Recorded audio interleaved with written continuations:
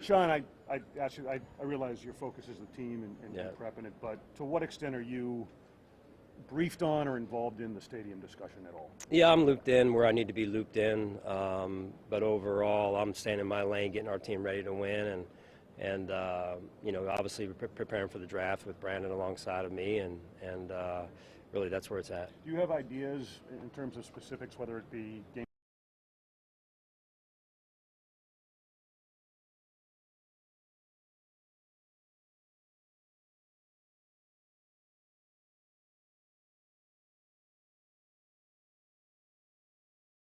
on a daily basis, and I know there's a lot of hard work at that, so I really appreciate that. Sean, I know we talked to you recently about Von Miller and what he'll bring to the team, but since then, what have you gotten to know about him as a person? What have those conversations been like of just getting to know him better? Yeah, all positive. Really appreciate him coming to Buffalo, and I think all that means for our team, for our city, and I'm looking forward to getting him back, and like everyone else for the off-season program, and just very thankful for the addition, and anxious to see how he's going to fit into our team. Also, since we talked to you last, the quarterback additions, especially Case, how have you had an eye on him? What do you know about him and those additions? Yeah, two high-quality individuals in Case and Matt. Great to be able to add two young men of that level of character. Never worked with Case, obviously I've worked with Matt. Both come, Case in this case for sure, because I've never worked with Case. Everyone I've spoken with, everyone we've spoken with, can't say enough about him as a person. We've had our eye on him for a few years as well, so yeah, it's just been the beginning part of it has been great so far, and at the end of the day, having that room right, as we've talked about before, and with Josh in there, Joe Brady in there this year, is important to us. Is having Matt in there someone Josh is already familiar with? Is that part of why it's exciting to have him back? Because we already know how that flow kind of goes. Exactly, yeah. So Matt is, as I've said before, he's one of a kind in the way he approaches life, how he approaches his job as a professional, and happy to have him and his family back, quite honestly, there too. And so his influence on our team has been very positive over the years, and he has a strong relationship with Josh as well, and so that'll be a kind of pick up where we left off type of deal. Getting back to Vaughn for 1 second, obviously the numbers and the production that he still brings speak for themselves, but what's your view of what he adds to the team dynamic? Yeah, I mean, when you bring a player in of that caliber, a player that has had that amount of success, I think that really just automatically comes with a lot of credibility, a lot of presence, if you will, and in the locker room on our team. And I know he's anxious to get back and meet all of his teammates, and I'm sure they're anxious to meet him as well, those that don't already know him, and then to just watch his habits, right? You learn by watching people who have been there and done it at such a high level, on an individual level, but also on a team level too. And he's got 2 Super Bowl championships to his credit, and I think some of that will help us as well. So specific to the culture you try and build and maintain, he fits that. Yeah. Coach, you coached against Jamison Crowder for 3 straight years. On your team now, what does he bring to your offense? Yeah, he's another guy we've had our eye on for a few years, going back to his final days at Washington, and then he went to New York, obviously, and I think that's the same year we added Cole. He's worked in the slot quite a bit. He's got some experience outside, but mostly in the slot, and he has ability after catch, run after catch, with the rack ability there as well, and he's a guy we've gone up against in the division, so I know how tough that matchup was for us, and he and Taryn had some battles, and Taryn won some, and Jamison won some, so it'll be good to have that in practice. Hey, Sean, at the Combine we were talking about the overtime rule, and it seemed like the Bills were going to be a team that would put a proposal in, and yet it didn't happen. Can you walk us back on what the process was and what you might have proposed and didn't propose? Yeah, I mean, I'll just go to this extent to say, like I said back at the Combine, I'm a proponent for change, and whether we put in a proposal or not really is not important right now. What's important is that we do the right thing, the right next thing to do, and I think that's what the game is calling for. And when the game speaks, I think we need to listen. Do you have an idea of specifics of what you'd like to see in terms of those changes? Yeah, just generally speaking, again, I think it's to give both sides a chance to possess the ball. You guys know there's a lot of kind of iterations to that are out there, and different, well, we should do this and we should do that. I just think overall, again, generally speaking, I think a change is you know, should be in the works, and I appreciate it at a minimum that there's been great conversation about it to this point, and we'll just see where it ends up. Did you feel that way prior to the divisional playoffs this year? I did. I felt like there was a change needed, in particular in the playoffs.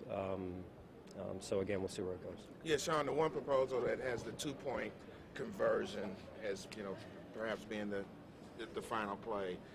You have any sentiments about that being the one? Yeah, that I'm gets not over going to there? really get into, respectfully, I'm not going to get into the details of which one I agree with, which one I don't. You know, so again, I just think generally speaking, I'd like to see a change. We've seen some passion from Brandon Beane at times, but he was noticeably angry recently when we talked to him about what happened with J.D. McKissick. Obviously, you both have relationships with folks in Washington. From your perspective, how did you feel that whole situation played out with J.D.? Yeah, I just think I wish it would have unfolded differently, and obviously every player is entitled to making their own decision. There's just the process that led to that decision amongst the two clubs. I think I would have liked to have seen gone differently. Did the way that it did it impact your relationship with anybody over there? We're professionals. That's why we do what we do, and you know, we're going to continue to do business. I believe in a certain way in Buffalo, the way we believe is the right way, and you know, at the end of the day, we can't control the way other people do business, so that's the only thing we can control at this point, and so we always try and, you know, put our best foot forward. So. Sean, what did you tell Gabriel Davis to work on this offseason so he can take a step forward? Yeah, I mean, you're talking about a guy that he doesn't need much motivation. I think the day he got drafted, he was out running routes, working on his craft, and I know just being in touch with him, checking in on him in the off season, he's done more of that, and you know, most every player leaves with a pretty good feel for what they need to work on, 2 or 3 things, and you know, I know Gabe is well aware of some of those areas. So. Sean, if I could go back to the stadium quick, is the way it's lingering and unresolved to date, is that a distraction at all for you or anyone else in the organization? No. I mean, we're focused, like I said before, on getting our team ready to win. That's our number one goal, and that's where our time has been and should be. Is it exciting as a head coach to be part of that? Just bring a new stadium, walk into a new stadium as part of that? Yeah, absolutely. I mean, there's energy, I think, that comes from it. You know, there's excitement around the city based on what the team's done, and also, you know, a potential of a new stadium like that. So, but it takes a lot, right? I mean, there's a lot of man hours that I know behind the scenes that are being put in, and so I respect that process and trust the people involved. At this point, we pretty much have an idea of what it's going to be, and obviously where, but I don't think I've asked you this. Do you have it's kind of a hot button, but do you have a preference, outdoor, dome, you know? Loud. Coach, the one That's position. my preference. Sorry, the one position that you've lost but haven't really added to yet is corner. Obviously, with the loss of Levi, can you just kind of walk us through what you feel about the young guys, especially there? It's Elijah, the guys that are on the practice squad, and Dane, and maybe the ability to step up. Yeah, well, you know, Trey's you know, doing well. He's working hard in the building, so we'll start there. I don't want to forget about Trey, and then Dane. We have a lot of confidence in Dane as well, and the work that he's put in and shown, you know, in the results on the field to this point, albeit a smaller sample than Trey. And then we've got the young guys behind him, obviously, who are working hard and kind of just got through their first year. And then, you know, still have Cam Lewis, who we have a lot of confidence in as well. And when you're looking more at that nickel spot with Taryn and whatnot, so without getting into everyone, yeah, we've got a lot of confidence in those guys. How important was it to maintain Saran and Taiwan both on your special teams, your 2 gunners, basically? Yeah, that's huge for us, the impact special teams, and those guys in particular have with our special teams units, and their leadership, and Taiwan's been a big leader for us, and to get a veteran player like that's been in a lot of different cultures to come back again with us, I think again it speaks volumes about him and us and how we're doing things, and then Saran, looking for him to take another step now as a leader on that unit, and influence in the way he needs to influence, and at the level he plays at. Ken, I think you referenced this more specific to Vaughn and when we talked to you after that signing, but just in general, you look at the landscape of the quarterbacks and the changes in the AFC.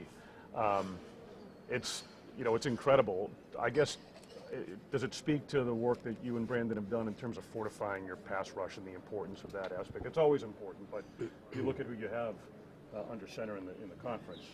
Yeah, I mean, you've got, I don't know, 7 or 8 now elite quarterbacks in the AFC, and usually you have 3 or 4 on one side, 2 or 3 or 4 on the other side, and so it's like, hey, what's the next step? Where's the next competitive advantage? And that's what you're racking your brain over to saying, hey, is it personnel? Is it strategic? Is it schematics? What is it? And I think that's the kind of fun part, or the challenging part of the chess match. Sean, I know you've spoken out in the past, but it's 2 years in. What has Stephon Diggs meant to your organization, and how has he changed the culture? Yeah, Steph has done a phenomenal job of changing our culture, or helping change the culture. I mean, his competitive nature, his ability to put the team first at a position that is not always known for that, I think it goes a long way in our locker room and us in terms of the team that we've become. I think he's got a great dynamic with Josh on and off the field, and a lot of the other players in our locker room as well. So he works extremely hard at it, and the results are out there. Going back to JD for a minute, yeah, I know you and Ron had chats about joint practices, working together, things like that. Are those impacted when something like that happens? Yeah, I'm not going to get into that. Again, that's that was an isolated incident, and we'll just leave it there. Sean, what do you make of the way this offseason has begun for so many teams? You touched on the competitive aspect before with adding all the quarterbacks, but just it seems like there's more of an urgency for, particularly in the AFC, for teams to try to sort of stock up. Do you get that sense as well? Yeah, someone's used the term arms race. Is there an arms race in the AFC? I can't disagree, I guess, at this point, right? By the moves that have been made. But again, just like anything else, and I'll speak to our team. There's no such thing as paper teams. Like you got to come together. You got to put the work in. You got to be able to set things aside, and have your focus where it needs to be. And that's what we're focused on right now, and getting ourselves ready to go. Sean, I know this is a joint effort with both you and Brandon, but as we get closer to the draft, is there any one particular thing that you think the team needs to address, or is it just kind of business as usual? Well, we have needs. So we'll look at all those areas as we get closer to the draft here, and do our due diligence on the players. I know our coaches have been out on the road working alongside of our scouting department. So I think that's been great to watch, and especially with some of our new coaches learning our scouting department and putting in the time that way to get a good feel for who these players are, not only on the field but also off the field. And so we'll just see where it goes. We're always looking to add good players and good people. How has the transition with so many new coaches been going? Just getting to know them and weaving them in. Yeah, love it. Yeah, it's been great. Great energy around the building.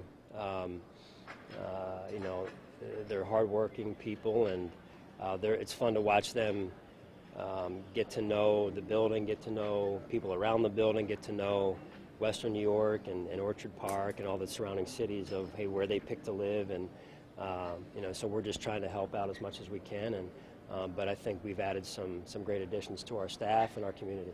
Can you tell a lot about them by where they pick to live?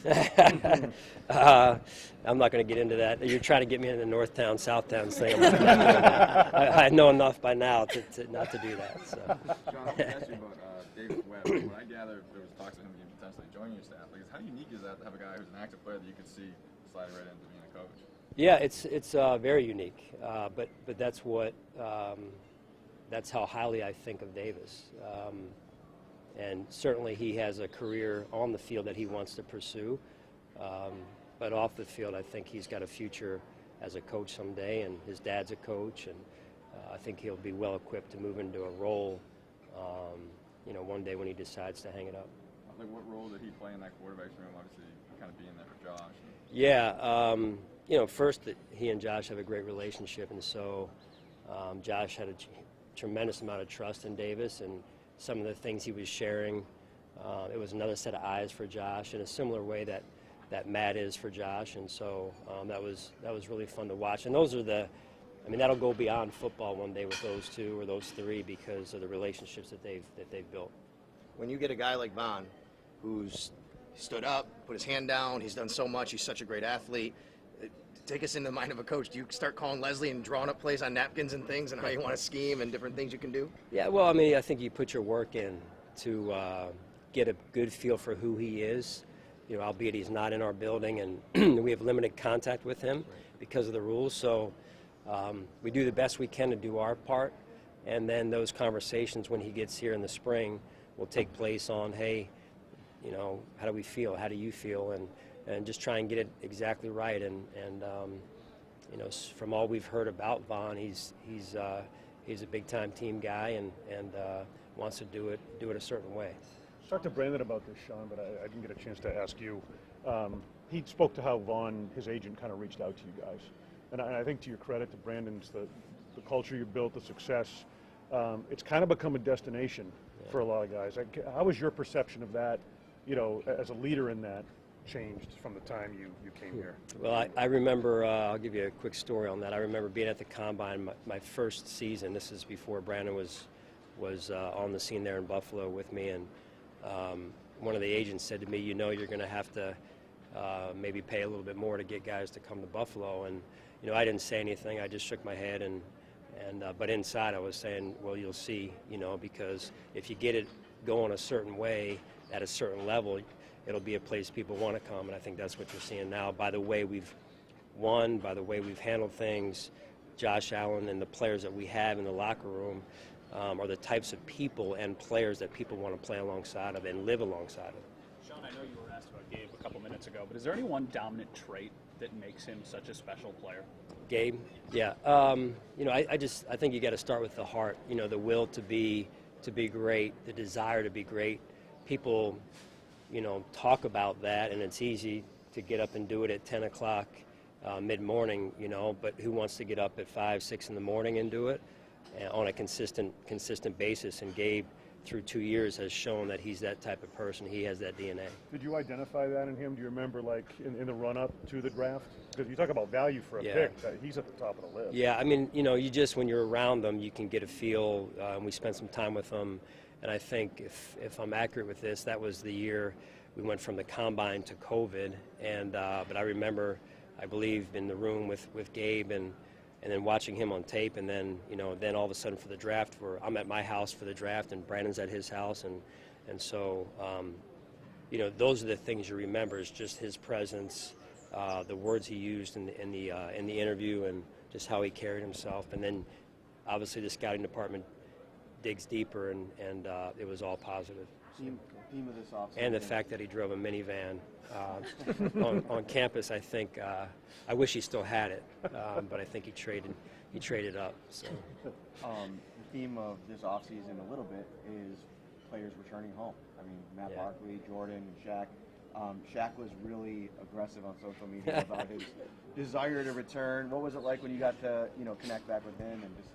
Well, I could hear him coming down the hall. I couldn't see him, but I could hear him, and I love that. I think again, people that come to Buffalo should be able to be themselves, have that personality, and express it. And I also saw a clip of Settle's press conference when he kind of yelled out, and I think that's great. I really do. I think if it's positive and it brings energy and juice to our building and to our team, we welcome that. And so Shaq's a guy that's done that, and we're just extremely happy to have him back.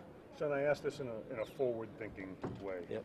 13 seconds. Is that something you feel you need to address as you move forward, as the off-season begins in any way, shape, or form? Does anything still linger from that, or is it move forward? No, I think you learn a lot from it, and I think that's the part that I will address as we continue to move forward. Our time right now, and should be and is really on moving forward in our vision for next season and putting this team together in a professional manner. And so that's really, you learn from a lot of things, and I think that's true in life, and I think it's true in this case. And that's really where we're at. And those lessons, not just the 13 seconds, but in addition to that, all the lessons we learned last season as a team, not just me, but our players, our coaches, those are things that will help us in the coming season and seasons as we move forward and continue to try and accomplish that ultimate goal. So I don't know if you have a sense of this yet, but do you feel you still need to address it internally at all? Well, you do things after what happens after the game. I know that's, listen, people want to know more, and I understand that, right? I'm talking fans want to know more, and my job is to get our team ready to win the next game, and right now that next game is coming season. So right now we just have to be a little bit patient, and I've addressed what I did after the game in the way I did it, which I felt like is in a professional manner, and how I do business in terms of not going into great detail and things like that. And I just think that taking the high road is the right approach, and getting our team ready to win this next game. Sean, what type of player has Ryan Bates been for you, and what makes this a difficult decision? Well, all decisions are difficult. And Ryan's a really good player, and he's a really good person. He's meant a lot to our football team. So whether he was in a backup role or in a starting role, so he's been a valuable piece of our team, and why we've had the results that we have. So we'll just kind of see where things go. Why was it important, Coach, for you to go back to St. John Fisher? The team has announced they're going to do that. Why was it important for you as a head coach to do that as well? Yeah, I just, we like going away. We've stated that openly, and but I would also say that we were able these last 2 years to do it successfully at home. So I think that says a lot about the resources we have at home, but also the way we do things. And in this case, we're prepared to go away and anxious to get up there, and excited to get up there. And it's a spot that we feel like allows us to do some things, to come together as a team, where guys can get away a little bit and kind of get away from the to-do list, if you will, of being at home, and spend some time together as a team and with their new teammates, and build that bond that you want to build, and the chemistry you need to be a good team. Can you also accomplish that? Can you also accomplish that through the joint practices? I know there's been a lot of talk about that with the reduction of the preseason, and who knows if they wind up adding another game or whatever, that you get a lot of benefit out of the joint practices, and maybe some of that camaraderie type stuff builds based on that. Yeah, it does. Not that you have to have joint practices, but there are some benefits potentially that you pick up with joint practices, that being one of them, where you're kind of getting another exposure to an intense environment, and seeing how people handle it, and then kind of more of a us versus them mentality as opposed to us versus us that happens when you're practicing against one another within your own team. So. Sean, I know it might be early to tell specifics, but with Ken Dorsey, big picture, where do you sense he's trying to balance what's worked for this team and put his own fingerprints on it? Yeah, I think Ken's off to a really good start. He's shown good leadership amongst the offensive staff, good respect for what's been done and some of the foundation that's been built, but also curious enough to explore other ways to evolve our offense. I love the fact that he's an extremely hard worker, and it's important to him, and I think he's off to a really good start. That's good. Thank you. Thanks, Sean. Appreciate it. Has Stephon ever asked you his